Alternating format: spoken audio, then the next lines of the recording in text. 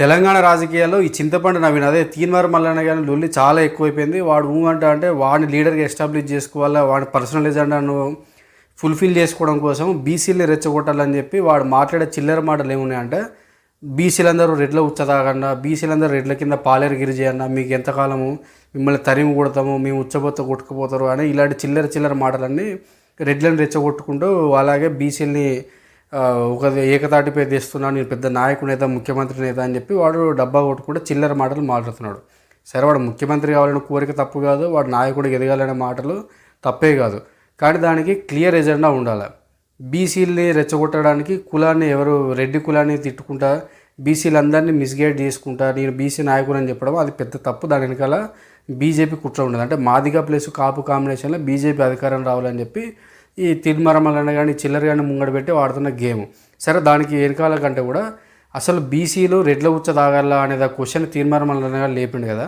అసలు బీసీలు కాపులు ఉచ్చ తాగన్నా అంటే రెడ్ల ఉచ్చ తాగడం తప్పు అంటే మరి బీసీలు పోయి కాపుల ఉచ్చ తాగన్నా అనేది ప్రశ్న. ఎందుకంటే బీసీలు కాపుల ఉచ్చ ఎందుకు తాగాల్సి వస్తుందంటే, బీసీ రిజర్వేషన్ని రెడ్లు ఎప్పుడు కొల్లగొట్టలేదు, బీసీ రిజర్వేషన్ని వెలుమలు కొల్లగొట్టలేదు, బీసీ రిజర్వేషన్ని బ్రాహ్మణులు కొల్లగొట్టలేదు, వైశ్యులు కొల్లగొట్టలేదు. కానీ బీసీ రిజర్వేషన్ని కొల్లగొట్టి బీసీలకు అన్యాయం చేసిందంట. రాజకీయంగా, విద్యా అవకాశాల పరంగా, ఉద్యోగ అవకాశాల పరంగా, రాజకీయ పదవుల అవకాశాల పరంగా బీసీలను నిండా ముంచి బీసీలను దోచుకున్నది ఎవరైతే ఉన్నారో అంటే అది కాపు కులం. ఆ కాపు కులమే బీసీలను నిండా ముంచి ఇప్పటిదాకా బీసీలని రాజకీయంగా ఎదగకుండా బీసీ నాయకత్వాన్ని చంపింది ఎవరు అంటే అది కాపు కులం. దానికి ఏంది అంటే 4 ఆధారాలు ఉన్నాయి. 4 ఆధారాల్లో మేము ముంగడ పెడతా. ఫస్ట్ మొదటిది ఏంటి అంటే, అసలు బీసీలు అనేటోళ్ళు అంటేనే రాజ్యాంగం అంటే కాలేర్కర్ కమిషన్ కావచ్చు, అలాగే మండలి కమిషన్ చెప్పింది ఏంటంటే, సామాజికంగా, ఆర్థికంగా, విద్యాపరంగా వెనుకబడిన కులాలే బీసీ కులాలు. అంటే కులవృత్తులు చేసుకుంటూ సమాజంలో ఈ మనం మాట్లాడుకున్న రకంగా వెనుకబడిన వాళ్ళు బీసీ కులాలు. మనకు ఒక సమాజంలో చూసుకుంటే బీసీ కోటలు ఒక కాపు కులం తప్ప మిగిలిన ఉన్న 112 బీసీ కులాలకి, అంటే కాపుని పక్కకు పెడితే 111 బీసీ కులాలకి అన్నిటికీ ఏదో ఒక కుల వృత్తి ఉంటుంది, లేదంటే ఇంకో కులానికి సేవక కులంగా అంటే డిపెండెంట్ కులంగా ఉంటుంది. కానీ ఏ కుల వృత్తి లేకుండా గ్రామ స్థాయిలో భూమి మొత్తాన్ని కంట్రోల్లో పెట్టుకొని గ్రామ స్థాయిలో పటేళ్ళగా చలామణి అవుతూ మిగిలిన అణగారిన కులాల మీద ఆధిపత్యం చెలాయిస్తూ ఒక కుల వృత్తి లేని కులం ఏదైతే ఉందంటే అది కాపు కులం. రెడ్ల కుల వృత్తి ఏంది? భూస్వామ్యం, వ్యవసాయం అని చెప్పుకుంటారు. అది వాళ్ళు భూస్వామి కులం. వెలమలేంది? భూస్వాములు. భూమి మొత్తం వాళ్ళ కంట్రోల్లో పెట్టుకొని వ్యవసాయం చేసుకుంటారు వాళ్ళు వెలమలు. మరి కాపుల కుల వృత్తి ఏంది? వాళ్ళు ఏమైనా గొర్రెలు కాస్తారా, బర్రెలు కాస్తారా, బట్టలు ఉతుకుతారా, బండలు కొడతారా, ఏం చేస్తారు వాళ్ళ పని? వాళ్ళు ఉత్తర తెలంగాణ మొత్తం నిజామాబాద్, వరంగల్, కరీంనగర్, ఆదిలాబాద్ ఇట్లా ఇలాంటి 4 జిల్లాలన్నింటినీ కంట్రోల్లో పెట్టుకొని భూమి అంతటిని వాళ్ళ కంట్రోల్లో పెట్టుకొని వ్యవసాయం చేసి గ్రామ వ్యవస్థను కంట్రోల్ చేసే కులమే కాపు కులం. మన ఉత్తర తెలంగాణ వీళ్ళని పటేళ్ళని పిలుస్తారు. మరి వీళ్ళు బీసీలు ఎట్లయితారు? కానీ వీళ్ళు అప్పుడు రాజకీయాలు ప్రభావితం చేసి కమిషన్ల ముసుగులో వీళ్ళు బీసీ కోటాలకు వచ్చి బీసీలకు చెందాల్సిన రిజర్వేషన్ని మొత్తం గ్రూప్ 1 పోస్టులు కావచ్చు, ఇక మనకి చెప్పాల్సిన అవసరం లేదు. అన్ని ఇప్పుడు తెలంగాణ సెన్సస్ బీసీ సెన్సస్ జరిగింది కాబట్టి దానిలో లెక్కలు కనుక బయట పెడితే కాపులు ఎంతమంది గవర్నమెంట్ ఉద్యోగులు ఉన్నారు, మిగిలిన బీసీలు ఎంతమంది ఉన్నారంటే చాలా క్లియర్ తెలుస్తుంది. ఇక ఇది మన మొదటి విషయం. అంటే బీసీలకు కులవృత్తి ఉంది, కాపులకు అసలు కులవృత్తి లేదు. రెడ్లు, వెలమలు, కాపులు ఈ ముగ్గురు కులవృత్తి ఒకటి, అదే వ్యవసాయం. ఇక రెండో పాయింట్ ఏంటి అంటే, సమాజం పైన ఆధిపత్యం ఎవరు చేస్తున్నారు? రెడ్లు చేస్తున్నారా, వెలుమలు చేస్తున్నారా, కాపులు చేస్తున్నారా? వెలుమలు అనేటోళ్ళు కొన్ని ప్రాంతాలలో కేసీఆర్ ముఖ్యమంత్రి అయిన తర్వాత ఇంకా ప్రభావం ఎక్కువైపోయింది. కానీ గతంలో చేసారు, దాని తర్వాత వాళ్ళ ప్రభావం పెద్దగా ఏం లేదు. కొన్ని ప్రాంతాల్లో 1-2 దగ్గర ఎగ్జాంపుల్స్ తప్ప వెలుమలు కాదు. కానీ తెలంగాణ మొత్తాన్ని కులాధిపత్యం చెలాయించింది ఎవరు అంటే దక్షిణ తెలంగాణలో రెడ్డి సామాజిక వర్గం అయితే, ఉత్తర తెలంగాణ మొత్తం కాపులే. మనం మాట్లాడుకున్న ఉత్తర తెలంగాణ 4 జిల్లాలో చూసుకోండి. ఇది నిజామాబాద్ జిల్లాలో ఆధిపత్యం ఎవరిది? మొత్తం కాపులది. ఆదిలాబాద్ జిల్లాలో ఆధిపత్యం ఎవరిది? కాపులది. కరీంనగర్ జిల్లా అంటే ఎవరిది? కాపుల అడ్డా. వరంగల్ అయితే ఇక మనం చెప్పాల్సిన అవసరం లేదు. మొత్తం కాపు కమ్యూనిటీ ఎంత డామినేట్ చేస్తుందో మనకు చాలా క్లియర్గా కనబడుతూ ఉంటుంది.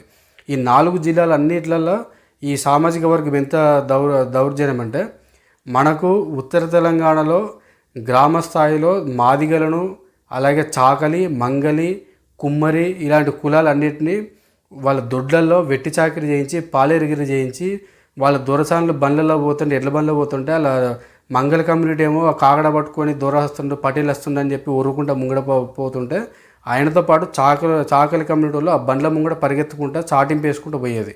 ఇక మాదిగ సామాజిక వర్గాన్ని ఎట్లా ఆధిపత్యం చెలాయించారో అది కూడా అంతే, బండ్ల ముంగడ పరిగెత్తించుకున్న కులం ఈ కాపు కులం. వీళ్ళు వచ్చి బీసీలు ఎట్లయితారు, నువ్వు బీసీలే దళితులు నీ బండ్ల ముంగడ పరిగెత్తించుకొని నీ దొడ్డల్లో వెట్టి చాకిరి చేయించుకొని నీ దగ్గర పాలేరుగిరి చేయించుకొని నీవు ఆధిపత్యం చేసి మళ్ళీ నువ్వు వచ్చి బీసీ ఎట్లయితావు అనేది ఇది ఆ లాజిక్ అనేది తెలంగాణ సమాజము బీసీలో అర్థం చేసుకోవాలి, దీనిపైన ఆలోచించాలి. ఇక మూడో అంశము, ఈ బీసీలు ఏం చెప్తారు, ఇప్పుడు ఈ కాపులు ఏం చెప్తున్నారు, రెడ్లు వెలమలు కలిసి ముఖ్యంగా రెడ్లు తెలంగాణ సమాజంలో ఉన్న బీసీల యొక్క రాజకీయ అవకాశాలని తీసుకొని వీళ్ళు రాజకీయంగా అణగదొక్కిరు, ఆర్థికంగా అణగదొక్కిరు అని చెప్పి ఈ కాపులు బీసీ ముసుగులో చెప్తున్న ఆర్గ్యుమెంటు. అదే ఇప్పుడు మనం మాట్లాడదాం. ఇది మూడో అంశం. అసలు రాజకీయ ఆధిపత్యాన్ని చెలాయించింది ఎవరు రెడ్ల తర్వాత అంటే కాపులు. ఎందుకంటే కాంగ్రెస్ పార్టీ తీసుకుందాం, బీఆర్ఎస్ తీసుకుందాము, బీజేపీ తీసుకుందాం, ఈ మూడు పార్టీల ముసుగులో కాపులు బీసీలని ఎట్లా రాజకీయంగా అణగదొక్కిరు అనేది రెడ్లు కాకుండా కాపులు ఎట్లా అణగదొక్కిరు అనేది మనం మాట్లాడదాం. ఏంటంటే మూడో పాయింట్ కింద ఏమంటే ఇప్పుడు ఎప్పుడైతే తెలంగాణ ఉమ్మడి ఆంధ్రప్రదేశ్లో కానీ తెలంగాణ వచ్చిన తర్వాత కానీ ముఖ్యమైన పదవులలో రెడ్డి కమ్యూనిటీ వాళ్ళు ఉన్నప్పుడు, ముఖ్యంగా ముఖ్యమంత్రులుగా రెడ్లు ఉన్నప్పుడు పీసీసీ అధ్యక్షులుగా చేసింది ఎవరు అంటే కాపులు. విఎస్ హనుమంతరావు తీసుకున్నా, డి శ్రీనివాస్ తీసుకున్నా, కేశవరావు తీసుకున్నా, బొత్స సత్యనారాయణ తీసుకున్నా, వీళ్ళందరూ ఎవరు రెడ్లు ముఖ్యమంత్రిగా ఉన్నప్పుడు కాపు సామాజిక వర్గానికి చెందిన మనం మాట్లాడుకున్న నాయకులందరూ పీసీసీ అధ్యక్షులుగా చేశారు. తెలంగాణ వచ్చిన తర్వాత ఫస్ట్ పీసీసీ అధ్యక్షుడు ఎవరు, పొన్నాల లక్ష్మయ్య. ఇక అలాగే బీజేపీ పార్టీలో కిషన్ రెడ్డి రెడ్డి కమ్యూనిటీ అని చెప్పి ఆ రెడ్డి కమ్యూనిటీ రెడ్లందరూ ఇట్లా బీఆర్ఎస్ కాంగ్రెస్ మధ్యలో డిస్ట్రిబ్యూట్ అయిపోయి ఆధిపత్యం కోసం కొట్టుకుంటున్నారు, ఈ టైంలో మనకు కాపులు అవసరం అని చెప్పి లక్ష్మణ్ బీజేపీ అధ్యక్షునిగా చేశారు. దాని తర్వాత బండి సంజయ్ని తెచ్చారు. అలాగే ధర్మపురి అరవింద్ కూడా ఆయన ఎట్లా ఆధిపత్యం చెలాయిస్తున్నాడో మనం చూస్తాం. అంటే బీజేపీ కాపుల్ని తెచ్చి పార్టీ అధ్యక్షులుగా చేసి ఎట్లా అదే బీసీ కోటాలో వాళ్ళకి ఎట్లా ఇచ్చారో మనం చూసాము. అలాగే బీసీ కోటాలో బొంతు రామ్మోహన్కి మేయర్ పదవి, అలాగే కేశవరావు కుమార్తెకి గద్వాల విజయలక్ష్మి, ఇప్పుడు ఆమె కాంగ్రెస్లో జాయిన్ అయింది, ఆమె బీసీ కోటాలనే మేయర్ పదవి తీసుకుంది. అలాగే కేశవరావు ఎప్పుడు కేసీఆర్ లోపల ఆయనకు అపాయింట్మెంట్ ఇస్తాడో ఏడో కూడా తెలియదు, కానీ పబ్లిక్ ప్లాట్ఫామ్లో మాత్రం విజిబిలిటీ కోసము ఎప్పుడైనా పక్కనే కూర్చోబెట్టుకుంటాడు. ఎందుకంటే కేశవరావు అంటే గౌరవం కాదు, లేదంటే ఆయన అంటే ఏదో మర్యాద కూడా కాదు. ఆయన అంటే కేవలం కాపు కులానికి నేను కేసీఆర్ అంటే బీఆర్ఎస్ పార్టీ ప్రాధాన్యం ఇస్తుందని చూపించుకోవడానికి కేశవరావుని ఎప్పటికీ కూర్చోబెడతారు.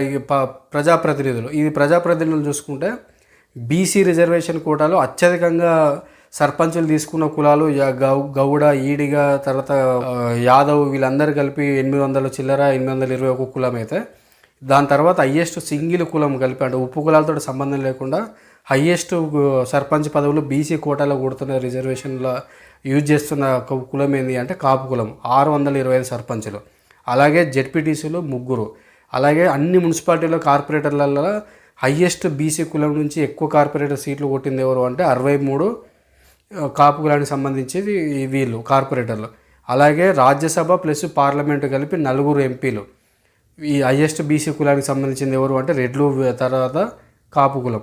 అలాగే హయ్యెస్ట్ ఎమ్మెల్యేలు బీసీ కులంలో ఎవరు అంటే కాపు కులం 9 మంది. ఇవన్నీ ఎవరు బీసీ కోటాలో కొట్టిన ప్రజాప్రతినిధి. అదే వీళ్ళు ఓపెన్లో అయితే ఇది పాసిబులే కాదు. ఓపెన్లో వెళ్తే రెడ్లు వీళ్ళు మన ఓపెన్ కాబట్టి ఇయ్యమంటారు, అంటే ఓపెన్ కోట కాబట్టి ఇయ్యము అని చెప్తారు. వీళ్ళు బీసీ రిజర్వేషన్లలో నేషనల్ లెవెల్లో ఓబీసీ రిజర్వేషన్లలో ఉద్యోగాలు కొడుతున్నారు, బీసీ కోటాలో ఉద్యోగాలు కొడుతున్నారు. అసలు నిజానికి ముదిరాజులు మేము బీసీడీ నుంచి మాకు బీసీఏలా కావాలా, మాకు అన్యాయం జరుగుతుంది ఎవరు అంటే బీసీఏలకు అన్యాయం చేసింది, ముదిరాజులకు అన్యాయం చేసింది ఎవరో కాదు కాపులే. వీళ్ళు బీసీడీలే ఉన్నారు కాబట్టి ఆ బీసీడీలో కాపులు దెబ్బకు ముదిరాజులు తట్టుకోలేక మమ్మల్ని బీసీఏలో చేయొచ్చండి అని చెప్పి లొల్లి పెడుతున్నారు. అది కాపులు బీసీడీలో ఉన్నంతకాలం కాపులకు తప్ప ఇంకెవ్వరికి లబ్ధి జరగదు. ఆల్ ఇండియా లెవెల్ అయితే మిగిలిన బీసీలకు చాలా తీవ్ర అన్యాయం జరుగుతుంది ఈ కాపు కులం చేపట్టి. ఈ రకంగా ఉద్యోగ అవకాశాల్లో కానీ రాజకీయ అవకాశాల్లో కానీ ఏ రకంగా చూసుకున్నా కూడా కాపుల బీసీలు నిజంగా నిండా ముంచుతున్నది ఎవరు అంటే వీళ్ళే. నిజానికి బీసీలలో ఉన్నది ఎవరు, కుల వృత్తులు చేసుకునే చాకలి, మంగలి, ఒడ్డరి, కుమ్మరి, కమ్మరి ఇలాంటి కుల వృత్తులు. అలాగే సంచార జాతులు అంటే భిక్షాటన చేసుకుంటా ఊర్లలో పందుల్ని మేపుకుంటా అంటరాని వాళ్ళకంటే ఇంకా హీనంగా వివక్షకు గురవుతున్న ఈ సంచార జాతి కులాలు ఎవరైతే ఉన్నారో ఈ సంచార జాతులు పోతురాజులు కావచ్చు, అదే మనం చెప్పుకున్న పిచ్చకుంట లేదంటే వంశరాజు కులము, అలాగే దొమ్మరి కులము, ఈ వడ్డెర కులము ఇలాంటి సంచార జాతి కులాలు, ఈ కులాలు అసలు పెద్దమ్మలోళ్ళు అంటే కుర్రలతోటి కొట్టుకుంటా ఒళ్ళు కోసుకుంటా భిక్షాటన చేసుకుంటా ఇలాంటి కులాలు ఓబీసీ కోటాల కాపులతోటి పోటీ పడాలి. అంటే ఊహించుకోండి, రాజకీయంగా కావాలంటే కూడా కాపులతోటి పోటీ పడాలి. వీళ్ళేమో గ్రామీణ స్థాయిలో పోతే వీళ్ళని దరిదాపులు కూడా రానియరు. అంటే కులాధిపత్యం మేము పట్టేళ్ళము, ఈ ఊరు దొరలం మేము అని చెప్పుకుంటారు. ఈ రిజర్వేషన్ల దగ్గరికి వచ్చేసరికి, పొలిటికల్గా మాట్లాడే దగ్గరికి వచ్చేసరికి, రిజర్వేషన్ల దగ్గరికి వచ్చేసరికి మేము వెనుకబడిన కులాలము, రెడ్లు మా బీసీలో దొక్కుతున్నారు, వెలమలు మా బీసీలో దొక్కుతున్నారు అని చెప్పి, అంటే వీళ్ళకి రాజకీయ ఉద్యోగ అవకాశాలు కావాల్సిన ప్రతిసారి రెడ్లు దొక్కుతున్నారు, వెలమలు దొక్కుతున్నారు అని చెప్తారు. కానీ నిజంగా అసలు బీసీలు నిజంగా దొక్కేది ఎవరు? ఒక భూస్వామ్య కులమై ఉండి రిజర్వేషన్లను అనుభవించుకుంటా మిగిలిన బీసీలను తొక్కుకుంటా తన రాజకీయ ఆధిపత్యం కోసము బీసీ కార్డు ఉపయోగించుకుంటున్నది ఎవరు అంటే కాపులు. కాబట్టి ఇన్ని రోజుల దాకా బీసీలు రెడ్ల ఉచ్చదాగుదో బతుకుడో లేదంటే రెడ్ల కింద గులాంగిరి కాదు, నిజంగా బీసీలకు అన్యాయం జరుగుతుంది అంటే కాపు కులానికి సంబంధించిన ఈ నాయకులు చేయబట్టే బీసీలకు నిజంగా అన్యాయం జరుగుతుంది. నిజంగా ఇప్పుడు బీసీలకు జనాభా లెక్కలు బయటకు తీయాలా, ఏ బీసీ కులాలలో అత్యధికంగా రాజకీయంగా ఉద్యోగపరంగా భూమి పరంగా అంటే ఎవరి దగ్గర ఎక్కువ భూమి ఉందో ఈ లెక్కలన్నీ బయట పెట్టాలా. కాపు కులాన్ని బీసీ నుంచి బయటకు తీసి బీసీ కులాల్లో కేవలం కుల వృత్తులు చేసుకొని రాజకీయంగా ఆర్థికంగా సమాజపరంగా వెనుకబడిన కులాలకే విద్యాపరంగా వెనుకబడిన కులాలకే మండలి కమిషన్ ఏదైతే గైడ్లైన్స్ చెప్పిందో ఆ గైడ్లైన్స్ ప్రకారం ఉన్న కులాలకు మాత్రమే బీసీలలో ఉంచి భూస్వామ్య కులాలని మిగిలిన కులాలపైన ఆధిపత్యం చెలాయించే కులాలని బీసీ కోటాల నుంచి తొలగించినప్పుడే నిజంగా బీసీలకు న్యాయం జరుగుద్ది. బీసీలలో చాలా కులాలకు రాజకీయంగా విద్యాపరంగా ఉద్యోగ అవకాశాలు దొరుకుతాయి. అప్పుడు చైతన్యం వస్తుంది, ఆర్థికంగా బలపడతాయి. అప్పుడు రాజకీయ అధికారానికి ముందు పోవడానికి పాసిబుల్ అయితే తప్ప కాపులు బీసీ కోటాలో ఉన్నంత కాలము బీసీలకు ఏ రకంగా ఉద్యోగాల పరంగా కానీ రాజకీయంగా కానీ సామాజిక చైతన్యం కూడా రాకుండా ఈ కాపులు అణుగుదొక్కుతూనే ఉంటారు. కేవలం వాళ్ళ రాజకీయ ఆధిపత్యం కోసము రాజకీయ అధికారం కోసము బీసీ కోటా ముసుగులో వాళ్ళు రాజకీయాలు చేస్తున్నారు. కాబట్టి ఈ బీసీలు రెడ్ల ఉచ్చ కాదు తాగుతున్నది, బీసీలకు బలవంతంగా కాపుల ఉచ్చ తాగిపిద్దామని చెప్పి వీళ్ళు అంటే చింతపండు నవీన్ తీన్మార మల్లన్న కానీ భాషలో చెప్తున్నా రెడ్ల ఉచ్చ బీసీలు తాగిరు కాదు, బీసీలకు కాపుల ఉచ్చ తాగిద్దామని చెప్పి వీడు కుట్ర చేస్తున్నాడు. కాబట్టి ఖచ్చితంగా బీసీలు మేలుకోవాలా. బీసీ రాజకీయ ఉద్యమం ముసుగులో కాపులు ఉచ్చ తాగడానికి బీసీలు ఎవరు మోసపోకండి.